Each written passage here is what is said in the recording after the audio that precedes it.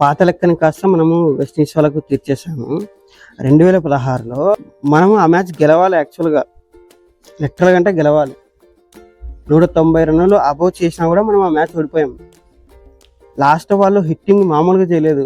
దాదాపు Indian fans అంతా ఆ మ్యాచ్ ఇండియా గెలిచేస్తుంది, ఇంకా మనం ఫైనల్కి వెళ్ళిపోతాము అని అనుకున్నాం.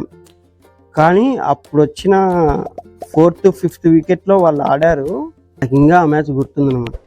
అంటే ఇంకా ఇప్పటికీ గుర్తుందంటే ఇంకా నువ్వు లెక్కేసుకోవాలి. ఇంకా ఆ మ్యాచ్ క్రికెట్ ఫ్యాన్స్ అనేది ఎంతగా ఎఫెక్ట్ చేసిందో ఇంకా మామూలుగా లేదులే.